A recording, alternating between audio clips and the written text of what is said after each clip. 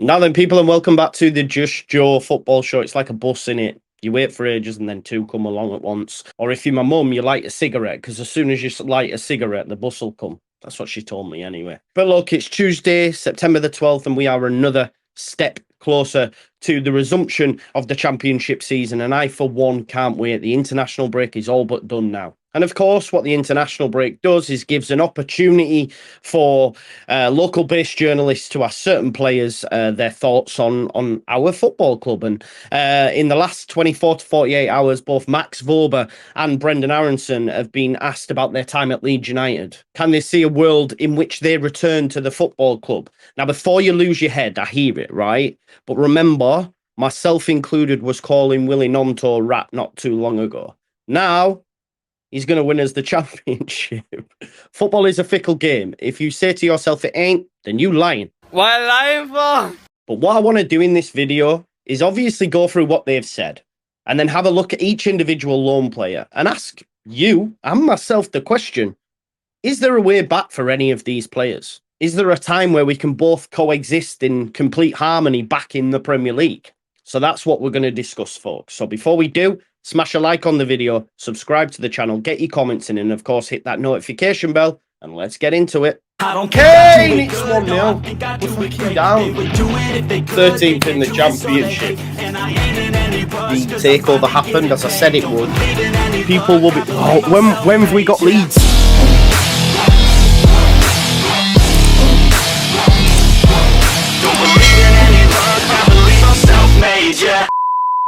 So as the article shows, Vorber coy on Leeds' return after Gladbach loan, speaking on the prospect of a return to Leeds United at the end of the campaign, because ultimately that's what would need to happen. There's no permanent fixture in there. Vorber says it's not something he wants to think about right now, but he's also very happy at Gladbach. And he just discussed his time at Gladbach. For me, it's a really great move. I've settled him really well. It's a family club, yada, yada, yada, yada. But what he said is he wants to concentrate on his football and he doesn't really want to think about what's to come in the summer. Alternatively, Vorber Aaronson was asked whether or not American players are held to different standards to those players that are in the UK. I mean, God forbid anyone from Leeds United to criticise anything to do with a USA men's national team player. And before we go any further, I love America. Don't believe the hype, yeah? America, America.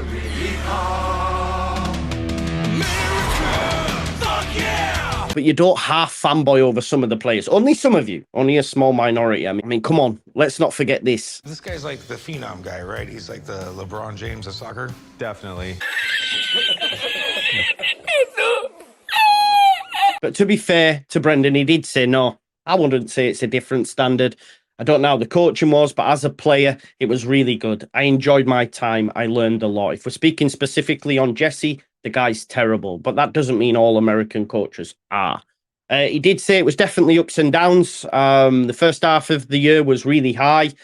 Maybe the first 3 games, especially for Brenden as well, because outside of that, he was poor, but the team was as well. Let's not beat around the bush. I'm not going to hammer him. He's had it enough. But he did say, listen, I've learned a lot. And it made him grow as a player, because a lot of players go through stuff like this and it only gets better from there. And that's it. You have to learn from your mistakes. He may have done things differently that he's now doing at Union Berlin. Who knows? But it was just a poor time for Leeds United. Hence the amount of loans that have left the football club. And look, you all know now the circumstances in which they've left, the reason they've got these loan clauses, etc. It can still be debated whose fault it is, but it is what it is. It's happened. We move. A whopping total of 7 players chose to exercise their loan release clause. And what we're going to do is just have a look how they're getting on and whether or not we as a fan base can see a place for them back in this side. And if indeed we even want them to return at all. So let's talk about culprit number 1. I'm talking about you. Yes, you, the Leeds fans that love to gas these players up.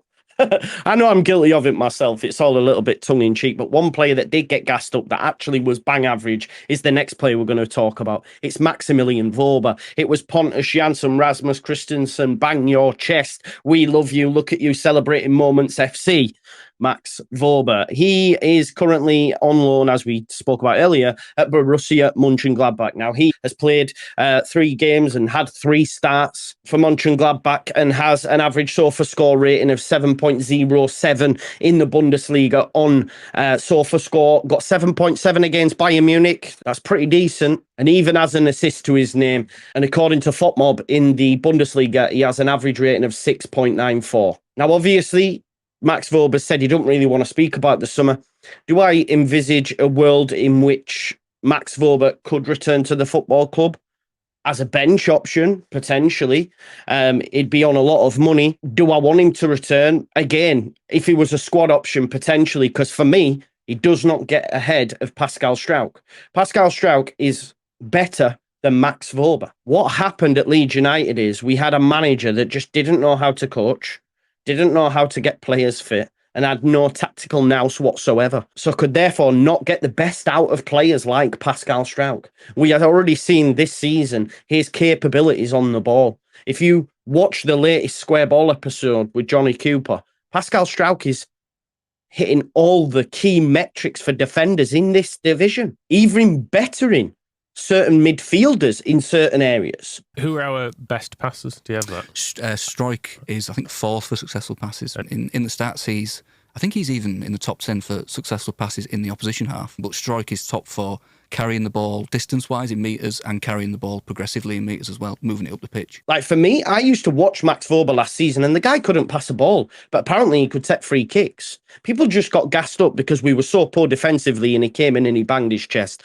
But as a footballer, not good enough. Is he good enough for the Premier League? Not for me. Would I have him back as a bench option? Yeah. But as I say, he's not going to do that. Leeds aren't going to do that because he's on a lot of money. So for me, he can stay the course. Stay in Mönchengladbach, on you go. Now, what I want you to do as well, folks, because a lot of you did it on the previous video and you seem to enjoy that, the 1, 2, 3, 4 options. I want you to let me know and spam the comments with players that you would keep and ones that you would be willing to move on. And give me your reasoning behind it, like I'm trying to do for you now. Now, the next player we're going to talk about is one of the USA men's national team players, Brenden Aaronson. If you are a US men's national team stan, please switch off now because you might get triggered. Actually, like Brenden Aaronson, I just think the move in the Premier League was far too big for him. Do I see or envisage a situation where he returns to the Premier League in any capacity? No. There was people saying that he could maybe do better in the Championship. The guy just can't cope physically with our game.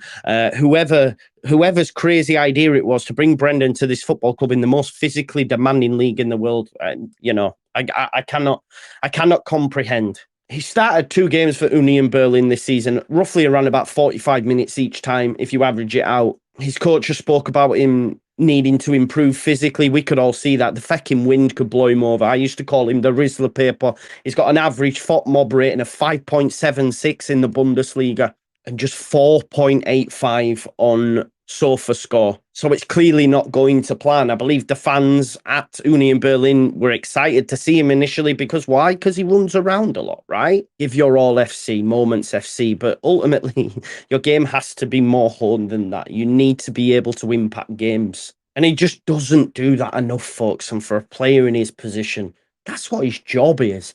I think the one good performance was against Chelsea. And ultimately, that was just because he ran after a ball and forced Edouard Mendy into a mistake. And I heard an awesome stat the other day from Joe Blackburn from Last Word FC on Danny's Not Another Leeds podcast. I don't want to be mean, but I want to be accurate. In 36 matches, he had 9 shots on target last season. Is that Roca or Aaronson? Aaronson, from attacking midfield. So you're telling me out of 36 Premier League games, he had 9 shots on target? 9. Yep. So as much as I like Brenden Aaronson, the man, he's just not good enough, ultimately, even for the Championship, in my opinion. And that's wild, you might think, 'cause he's playing for a Champions League club in Union Berlin. But I can guarantee you by the end of the season, their minutes will be few and far between, and he'll probably rock up either in the MLS or maybe move back to Austria. Scathing, I know, but I believe it's the truth. Again, not a loan that I want to see return to Leeds United. So there's no one, as of yet. Will that change? Let me know your thoughts in the comments. Now, this next player, I'm a little bit more forgiving of, and it just proves that we all have agendas, and I'm aware of that fact. Jack Harrison, I really, really like. I enjoy him as a footballer. I know he's not everyone's cup of tea, but for me, during the Premier League era that we had more recently, he was our most consistent performer. I know people called him hot and cold Harrison, inconsistent Harrison, but for me, over the course of the season, of course, players left, Rafinha, etc. But over the course of that Premier League, for me, he was our most consistent player. Now, Angus Kinnear did allude to in the Square Ball interview how he was surprised that players would choose, say, Everton over Leeds United in the current guise. But ultimately, he was naive in thinking that players don't want to operate in the Premier League, and Jack Harrison had the opportunity to do that. Ultimately, he's not played any games yet. He recently picked up the number 11 shirt from Damari Gray. I do envisage a situation in which Jack Harrison returns to Leeds United. I think Daniel Farke actually rates him. And I think there's a situation in which Everton get relegated. And if Leeds do get promoted, that Jack Harrison joins back up with the football club. Now, this is the first one out of the ones we've done so far that I would be happy in him returning. I understand a lot of us are angry. Why go to Everton, etc. I mean, why is Tyler Adams chose Bournemouth, etc. We know how the story goes, right? But ultimately, try and be objective. I know it's difficult and it's easy for me to say because it's clear I've got an agenda because I really like Harrison and therefore I'm saying, yeah, bring him back. But I'll always remember more recently, just a couple of weeks ago, I was calling Willie Gnonto a rat boy, which he was at the time. But what I'm saying is it shows that there is a way back for these players. But look, Jack Harrison might not even want to return. He could have a barnstorming season for Everton. They might stay up. He might want to make that permanent or he gets a move elsewhere. We know that Villa did try and sign Harrison and had he not been injured, maybe that move would have gone ahead. So it's clear he has a lot of fans in the Premier League. So if Leeds United didn't go up and Everton did get relegated, he still might not return and a Premier League club might take him. But ultimately, if we did go up, I would have him back in a heartbeat. You've got a player there that in our first season got 16 goal involvements. That was 8 goals and 8 assists. The following season, 9 with 8 goals and 1 assist. And then 12 goal involvements in the previous season where we got relegated, 5 goals and 7 assists. So he's shown, yes, his numbers have reduced, but the team got worse in that 3-year spell in the Premier League. Now, the next player I'm going to talk about is another player I personally would love to have back. Now, hear me out, okay? I'm just talking about the player, the profile of the player and how good he is. It is, of course, Luis Sinisterra. Do I think there's a way back for him? I would argue no.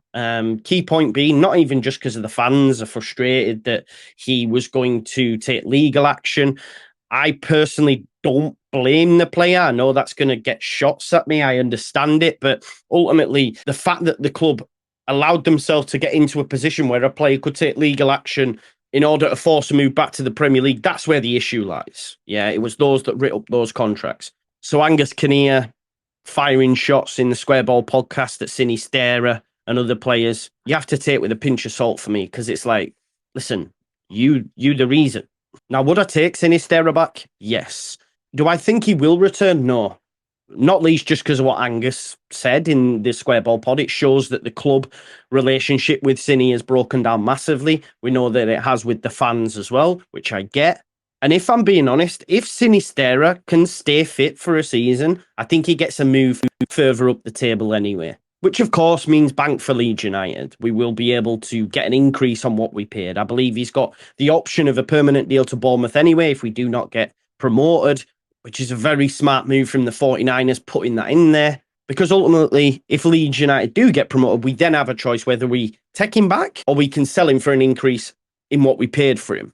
Really intrigued to know your thoughts on the Sinisterra situation. I know everyone's going to say, no, he tried to take the club to court. How can you do this? Which I get. But looking at the player, I don't think we can say, no, he's done too much because we playing a lad who refused to play for the football club on 3 occasions. So there is always a way back within reason, as long as you're doing bits on the football pitch. And that's why, for me, if the option was to take him back, I would, because his qualities are there for all to see. So we're going to focus now on Roma, the Italian club, and we're going to start with Diego Llorente. Now, listen, Diego Llorente didn't have one of these wild relegation release clausey things. He went on loan last summer, if you remember. The club didn't see a future for him. Just begs the question why on December 2022 we gave this guy a new 4-year deal, and I remember being absolutely amazed by it at the time. And then I'm sure you will have all seen and heard the amazing Christmas news, Christmas present for Diego Llorente anyway, at least straight out of Radz's backside is the news that Diego Llorente has signed a new deal that will see him here till 2026. Why, I hear you ask? Well, I do not know. I don't understand the rhyme or reason.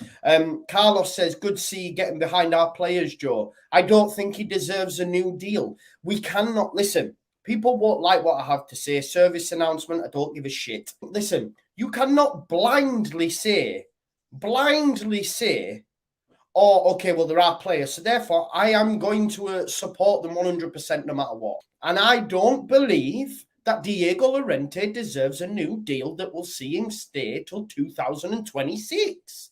It's as simple as that.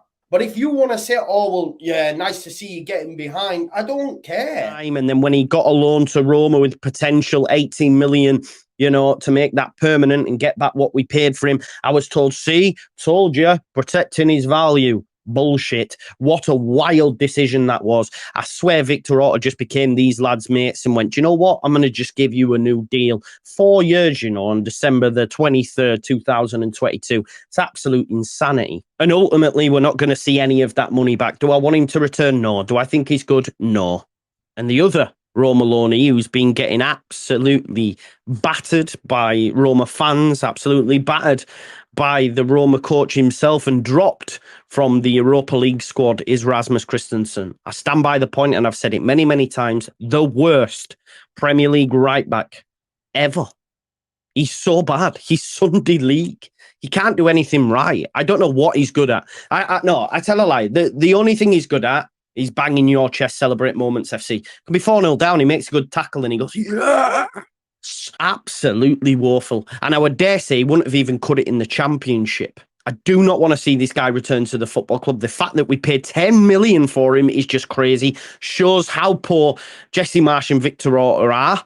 And I believe it was heavily Jesse Marsch signing his talent ID is as bad as his coaching ability. There is no world where he returns back to Leeds United or we're even able to retain 50% of the value we paid for him. He's terrible. You know, if he returned to the football club, if we didn't get promoted, where would he be? He'd probably still be like fourth choice right back behind Jamie Shackleton and Sam Byron. Do you know what I mean? He's terrible. So no, big fat no. And the last player we're going to focus on is Marc Roca. Now, Marc Roca's been smashing it for Real Betis, played nearly every minute, and has been one of the standout performers this season in the 4 games that have been played in the league. Marc Roca is the type of player that needs to play in a certain system.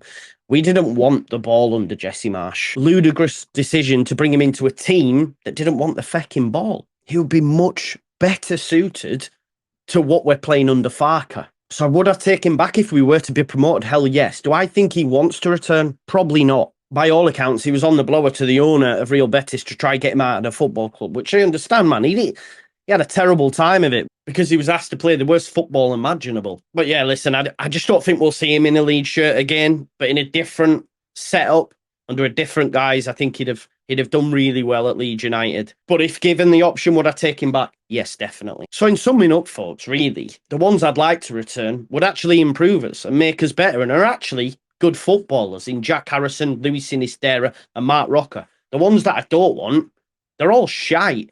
Now, I can imagine the comments will be popping with, I don't want any of them back. Why should we have them? They don't want to be here, etc., etc. But try and be objective and let me know in the comments. If Leeds United get promoted and we have an option to take any of them back, who would you take back and why? So let me know your thoughts in the comments, okay? Please do smash a like on this video, subscribe to the channel, get your comments in, and of course hit that notification bell. And I'll see you in a bit. Peace out. Leeds.